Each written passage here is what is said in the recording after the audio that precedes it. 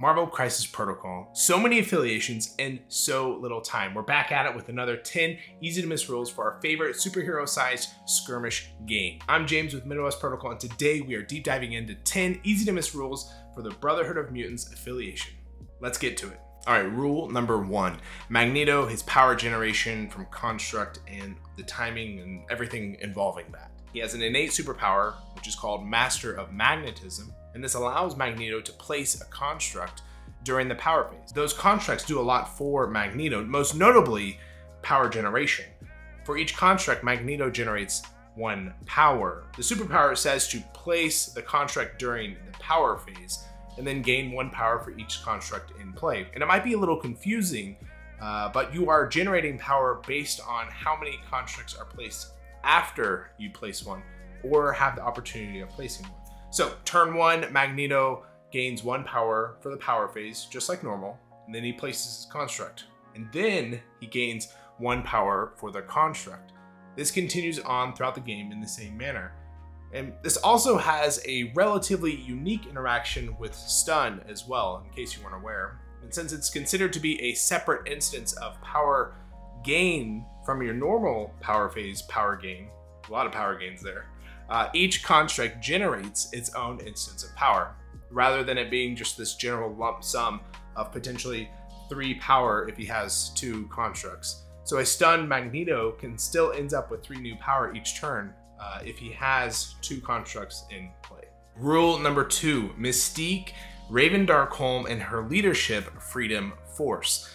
Mystique's leadership, Freedom Force, has 2 aspects to it. The first is the power refund for paying for extracts. It's a very straightforward interaction. The second, though, is a special interact that allows her or her allies to place a token on an objective. And then until an enemy character contests that token, Mystique's team is now securing the objective without the need for a model nearby. So 3 interactions that you should be aware of regarding this interact. Well, first off, only 1 token may be out at a time, and once a token has been placed, you can't use the interact ability to move the token to a different objective. That's just not allowed. Second, when Mystique is KO'd and removed from the battlefield, if a token is securing an objective for her leadership, that token stays in play until it's contested by an enemy character. Third, and finally, the token from the interact does not help whatsoever for pay-to-flip crises. Those are the crises that require you to control an objective rather than secure. So since the token allows you to be securing the objective, it does nothing for those specific crises. Rule number 3, magnetic refraction, how it works, and more importantly, how it doesn't work. So Magneto has access to a Team Tactics card called Magnetic Refraction. This card allows Magneto and his allies within range 3 to gain cover. And if you're running Brotherhood, Magneto can use the same Team Tactics card multiple times throughout the game. The cover generated from Magnetic Refraction is not ignored by being within range 2, which is how you ignore cover from terrain specifically. So since the cover is not generated by terrain, but rather a card, it is not negated by being within range 2. However, if you have an attack that says it ignores cover, that does still get past Magnetic Refraction. Also, if Magneto is dazed and had previously played the card, all allies within range 3 of the dazed Magneto still benefit from cover. Obviously, if he's KO'd and removed from the board, they are not getting that cover anymore.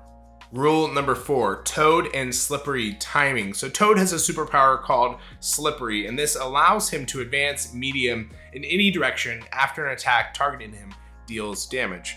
And once that attack has been resolved, he can react and move away to safety, or not, his choice, I suppose. The timing on this can be a little confusing, so let's break it down with an example. Let's say Toad is at 1 power and Beast attacks Toad, dealing 1 damage. So Toad would suffer 1 damage and gain 1 power. And this is going to be step 12 of the timing chart, which we can follow along right here.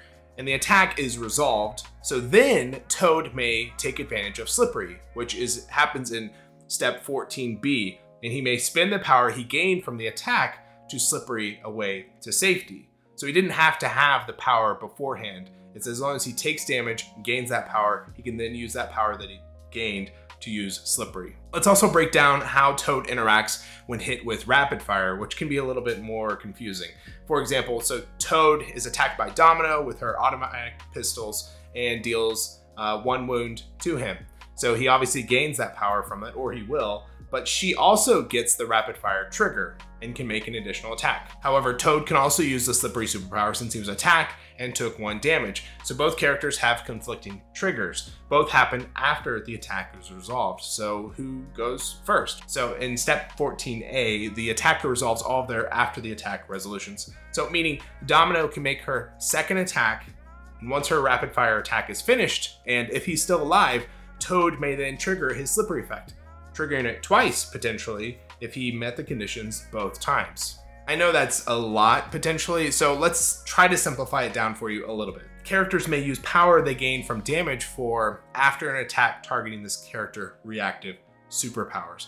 They can use that power if that's when the superpower is used, but we got to be really careful here and make sure we are noting superpowers that are used at earlier steps but resolve at this point of the timing sequence. So just make sure to slow down, read your character and their superpowers to make sure you understand the timing, and just reference the timing chart in the back of the rulebook.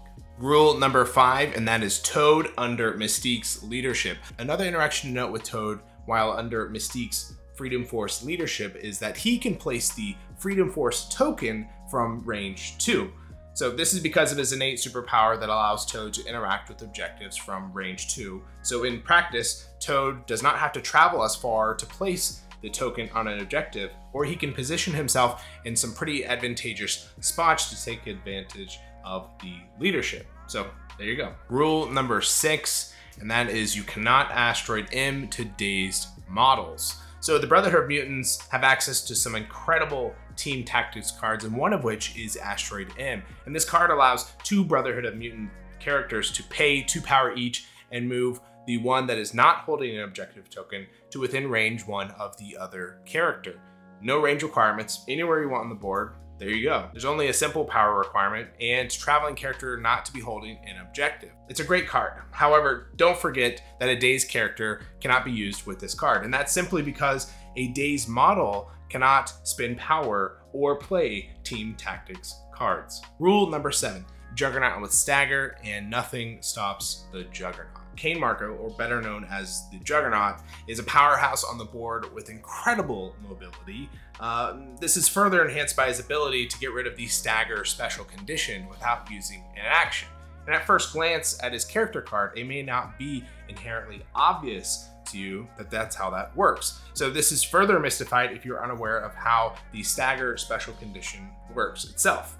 Stagger requires your first action to be shake. However, that does not mean that the first thing Juggernaut does is use an action. If Juggernaut is staggered and he has enough power, he may use Nothing Stops the Juggernaut, and then he would be pushed short along with all the other text associated with that superpower. But note the last sentence of that superpower.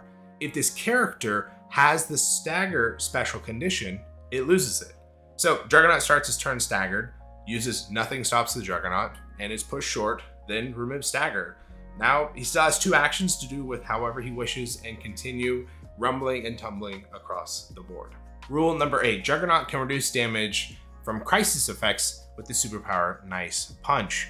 Juggernaut also has the ability to potentially be one of the sturdiest characters in Marvel Crisis Protocol. His damage reduction superpower Nice Punch only costs a single power and reduces damage taken by 1. If you compare this superpower to other characters with a similar effect, most characters reduce damage taken by 1 to a minimum of 1. Juggernaut can reduce all the way to 0 as long as he has the power to spend, and this can only happen 1 time per instance of damage coming his way. So he has the ability to reduce all damage, not just enemy effects, like most characters with damage reduction. This means that if Juggernaut will suffer damage from a crisis effect, if he has the power, he can spend damage to reduce that as well. Rule number 9, Magneto versus Magneto. So with these last 2 rules, they are going to be related to FAQ submissions on the Atomic Mass website, and so you just may not be fully aware of them. The first one, though, is an incredibly corner case, but I wanted to bring it up in case you ever have this experience with this incredibly wild situation of a Magneto versus Magneto game. So based on Magneto's superpower, Master of Magnetism, you may be inclined to interpret it that since the text does not say allied metal constructs, there can only be 2 metal constructs total. So between you and the other Magneto, there would only be 2 total, right? no matter if there are 2 Magnetos on the board or not, specifically because the superpower does not mention allied constructs whatsoever. However, this has been covered in the frequently asked questions portion of the Atomic Mass Games website, where it's been ruled that each Magneto keeps track of their own constructs and power generation. So this means that one Magneto does not benefit from the power generation of the opposing Magneto's constructs. And it also means that a total of 4 metal constructs could potentially be on the board at one time. Rule number 10, Mystique versus Mystique. And finally, ending with another corner case situation that's been answered in the frequently asked questions portion of the Atomic Mass Games website. And that is when Mystique is going against another Mystique and they're both using the Freedom Force leadership, how do they handle the tokens on the same objective? Well, in the frequently asked questions portion of the website, it's been ruled that whomever placed the most recent Freedom Force token secures the objective. So last to put a token wins the objective. And that's it, 10 easy to miss rules for the Brotherhood of Mutants Affiliation within Marvel Crisis Protocol.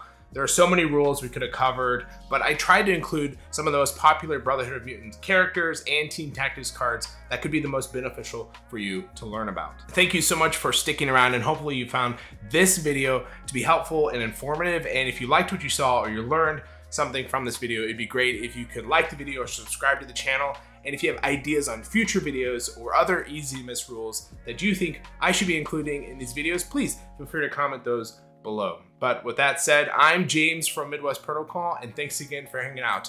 But now it's time to get back to gaming.